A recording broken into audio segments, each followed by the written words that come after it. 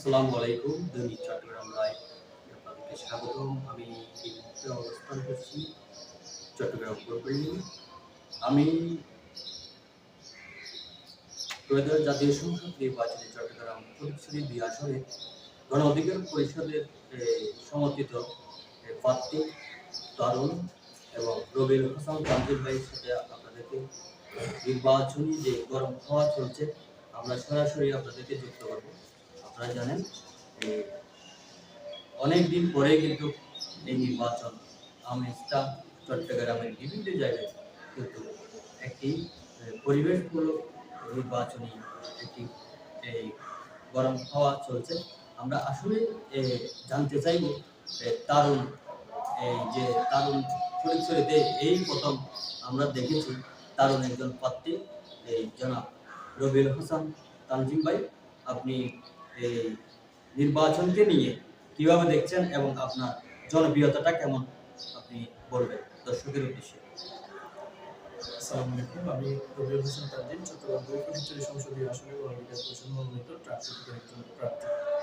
আমাদের ফটিকছড়িতে ৮ জন বৈধ প্রার্থী মাঠে প্রচার প্রচারণা নিয়ে ব্যস্ত সময় পার করছেন। আমি তাদের মধ্যে একজন। আমি যেটা দেখতে পাচ্ছি, বিশেষ করে বাংলাদেশের রাজনীতিতে এখন যেহেতু আওয়ামী লীগ নেই, সবচাইতে এগিয়ে আসে বিএনপি এবং জামাত। তার সাথে বিশেষ করে আমাদের গণ অধিকার পরিষদও উল্লেখযোগ্য একটা অবস্থান জুড়ে আছে।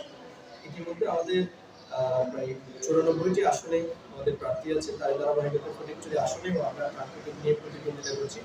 ফটিকছড়ির একদম আব্দুল্লাহপুর থেকে বাগান বাজার পর্যন্ত আমি চষে বেড়াচ্ছি, বিভিন্ন ইউনিয়নে যাচ্ছি, গণসংযোগ করছি, পথসভা করছি। নির্বাচনী আচরণবিধি মেনে আমার যতটুকু করার সুযোগ আছে আমি সবটুকু দিয়ে চেষ্টা করছি। আমার নেতা কর্মীরা বিভিন্ন এলাকায় গণসংযোগ করছে, আমি ভালো সাড়া পাচ্ছি। আলহামদুলিল্লাহ ভালো কিছু আশা করা যে আমরা ১২ তারিখ তরুণদের যে একটা চাওয়া পাওয়া, তরুণরা যে নতুন কিছু পাচ্ছে, একটা চেঞ্জ মেকিং এর জন্য স্বপ্ন দেখছে, আশা করছি সেটা তারা আগামী দিনে প্রাকৃতিকের ভিত্তিতে সেটা করবে। তারুণ হিসেবে সংসদে গেলে চট্টগ্রাম ফটিকছড়ি শুধু তারুণের জন্য কি থাকবে? আপনার পরিকল্পনা কি ফটিকছড়ির জন্য?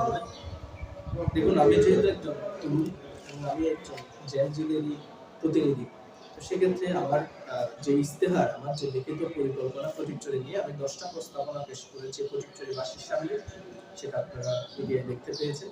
তার মধ্যে আমি তরুণদের কর্মসংস্থানের বিষয়টাকে খুবই গুরুত্ব দিয়েছি।